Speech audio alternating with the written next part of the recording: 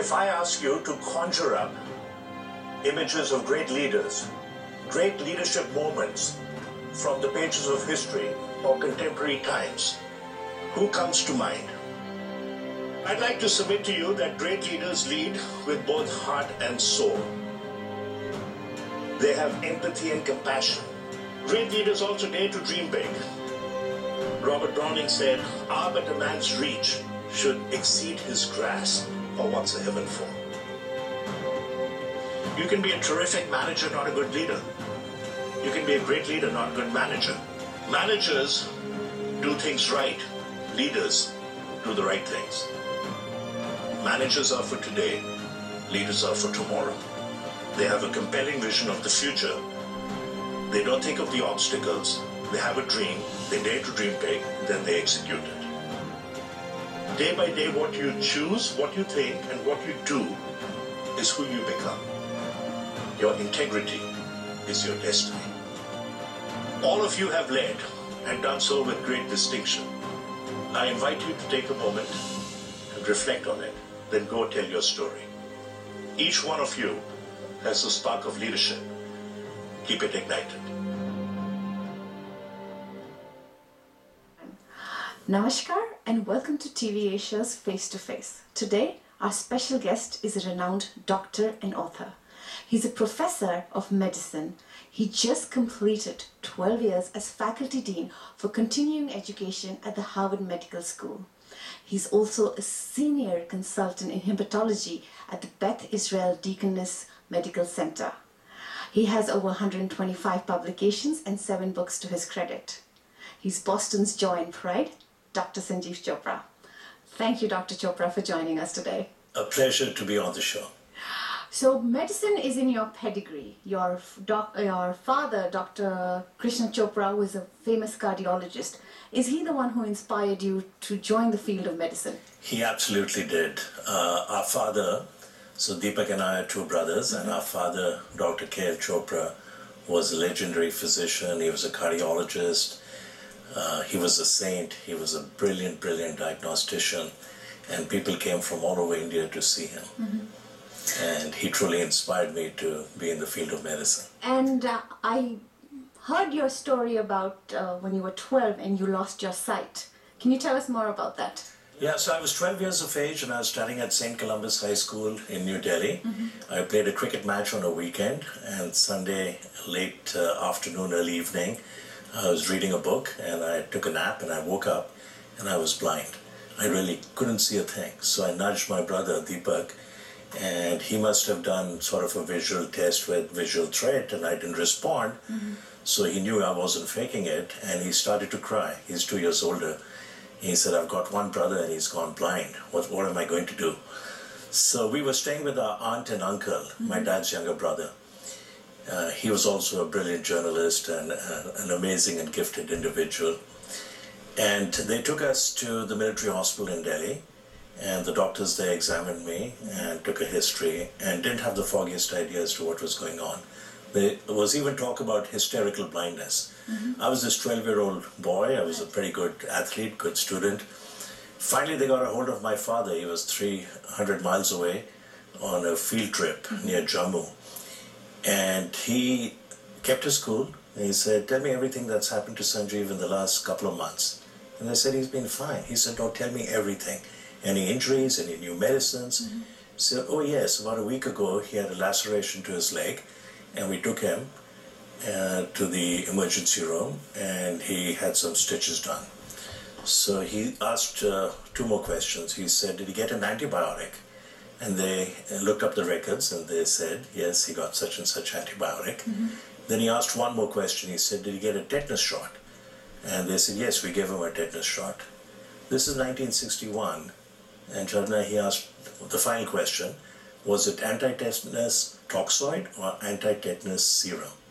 So they looked up the records and they said anti-tetanus serum. And he said, and I don't know how he divined this, he said he's having a rare idiosyncratic reaction to the anti-tetanus serum. It occurs less than 1 in a million times. He has severe bilateral optic neuritis. You need to start an intravenous and give him massive doses of corticosteroids. So they did that, and about 6 hours later, I could start to see forms and shapes in the hospital room at Delhi Military Hospital. I've told this story to professors of ophthalmology at the Mass Eye here. Many of them had never heard of this reaction, and they go, wow. So, tell me, Dr. Chopra, what was it like growing up in the Chopra household? So we had a magical childhood. You know, our dad was in the army, so every 3 years he moved to a different town. So we had to pack up and enter a new school, make new friends. But I think in retrospect, that was great for us. So over the years, I've developed many friendships. It's easy for me to interact with people, to connect with people. We were taught by Irish Christian brothers all over India, in Pune, in Jabalpur, in Shillong, and then finally in Delhi. And the magical thing about our childhood was that my father and his brothers, an older brother in particular, and the one younger brother with whom we stayed in Delhi when finishing our final few years of schooling, were amazing storytellers. And we would sit captivated at the dinner table. And before having dinner, we would hear stories.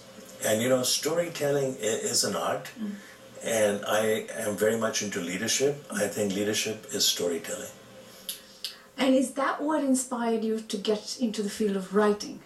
Writing, I was, it's very interesting. In 1981 or 2, I took a seminar at the behest of a good friend of ours. And he said, Sanjiv, I know you're very successful, but I've taken a workshop and it's called Yes for Success.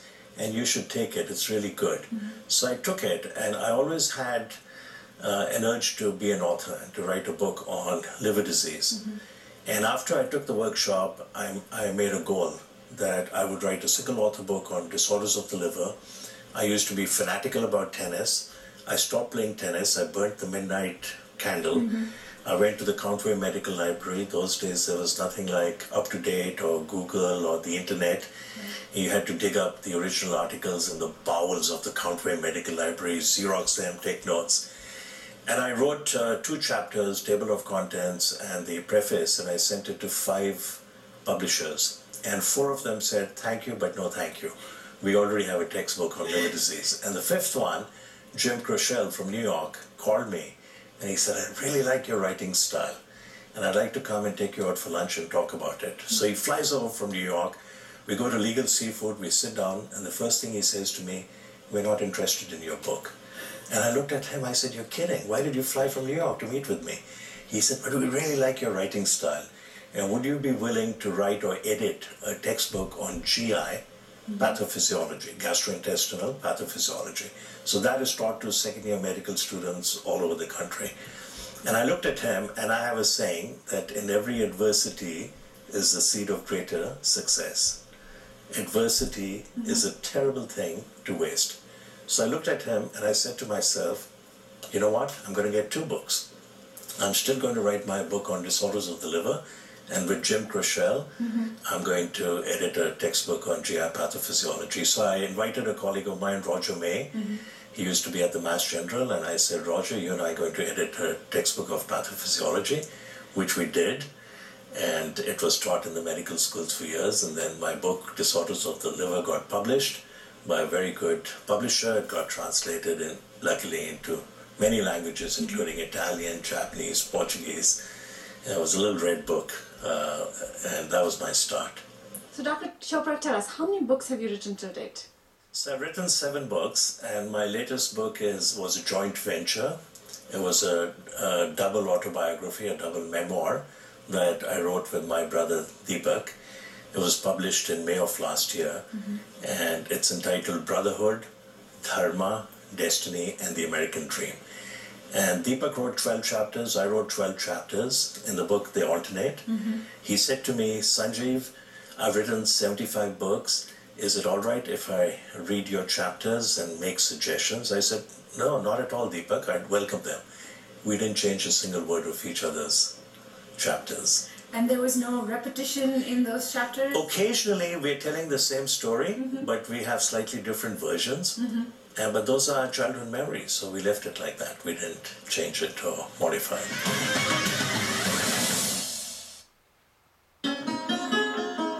ખડાઈતા સમાજ of north America આપ સૌને invite કરે છે ભવ્ય સેલિબ્રેશનમાં. Silver jubilee celebration, the Global Khadayata Samaj Convention, July 25th થી 27, Garden State Convention Center, Somerset, New Jersey. વધુ માહિતી માટે સંપર્ક કરો સ્ક્રીન પરના નંબર્સનો. Gotham, LA Charity Organization presents Arijit Singh live in concert, Tum Hi Ho, Ashiki to Fame. Hi, this is Arijit Singh. I'm coming to Pratham. August 10th at the Orpheum Theater in Los Angeles. For ticketing, contact Sam Mehta 909-910-9700 or Mahesh Vyas 714-357-8927. Roshni Productions and India.com presents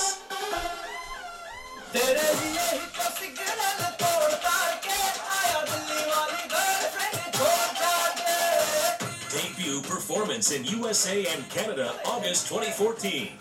Arijit Singh, live in concert, Tum Hi Ho, Ashiki to Fame. Hi, this is Arijit Singh. I'm coming to your city. Be there. कभी जो बादल बरसे मैं देखूं तुझे आंखें भर के, तू लगे मुझे पहली बारिश की दुआ. हर किसी को नहीं लगा यहाँ प्यार जिंदगी में. और आज तेरा ध्यान किधर है, ये तेरा हीरो इधर है. Along with Aditi Singh Sharma.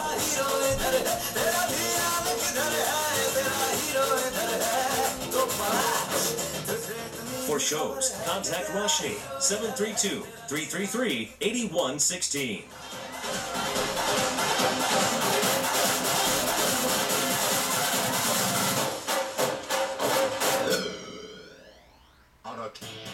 Make life easier with autopay and paperless billing from Dish Network. It's easy, convenient, and it's free. You'll never pay a late fee again. Call now or log on to your account at dishnetwork.com and make life easier with autopay and paperless billing. Autopay from Dish Network is environment friendly and free, so sign up today.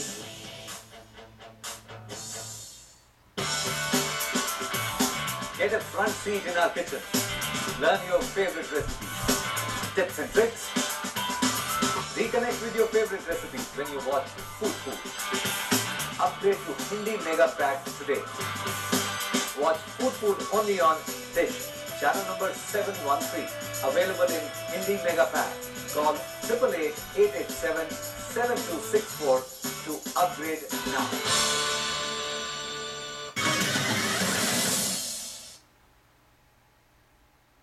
Dr. Chopra, tell me something about the most challenging situations that you faced in your life and how did you overcome those? So I've had a couple of major surgeries. I underwent a left total hip replacement about 10 years ago.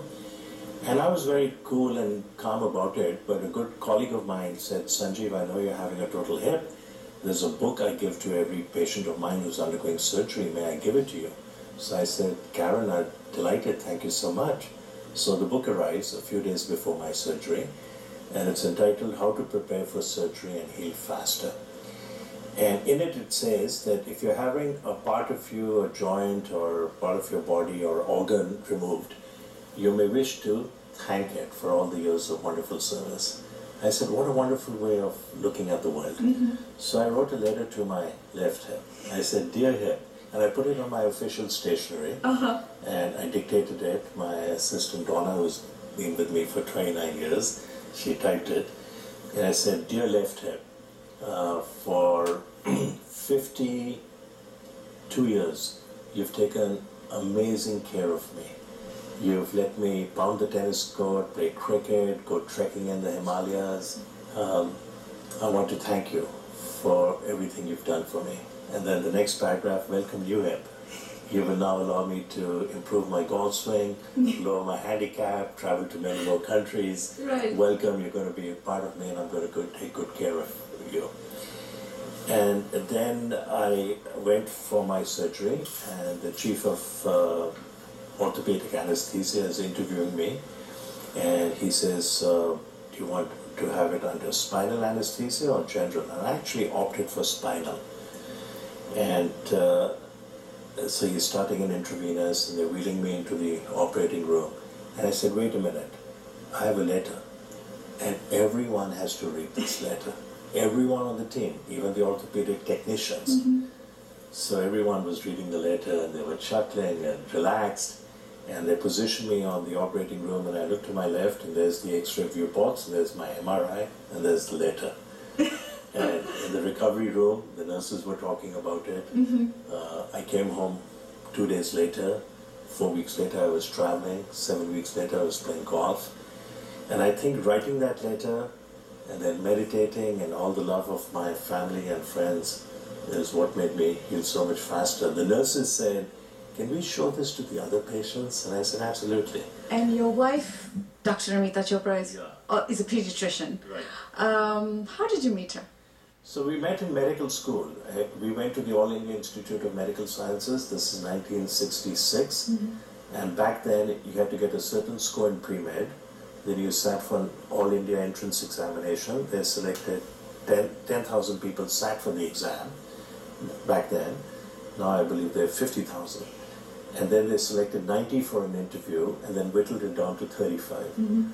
And Amita, my wife, was #1 in Delhi University, #1 in the entrance exam, and then #1 after the interview. But as I like to tell a lot of my friends and colleagues, and even my kids now, and grandkids, I said I was also #1. I was #1 on the waiting list. I was 36, but it's not bad, 36 out of 10,000. I think we were destined to meet.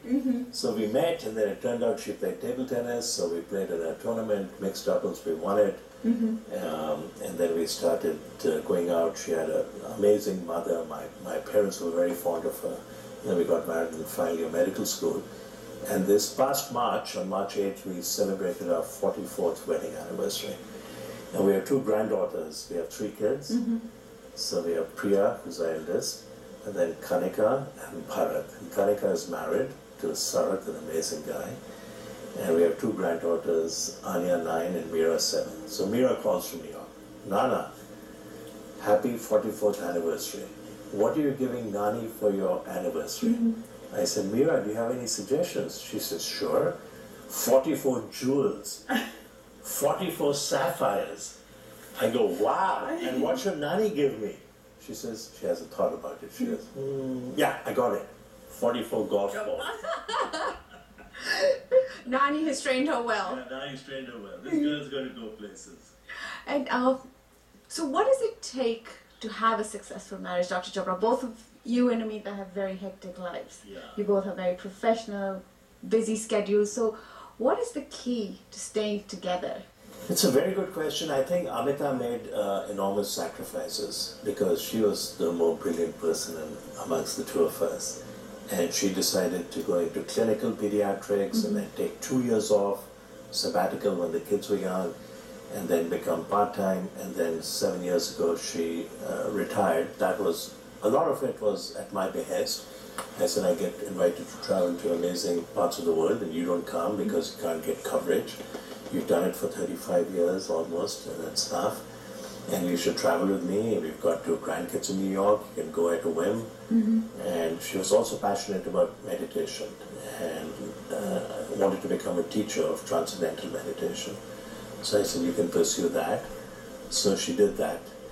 I think the secret is respecting each other, giving a little bit of freedom to each other. And that means, like, if I want to play golf on Father's Day or a couple of times a week. Thank you so much, Dr. Chopra. We all hope that we can all find the purpose of our lives. Thank you for joining us on Face to Face. My pleasure. Thank you so much.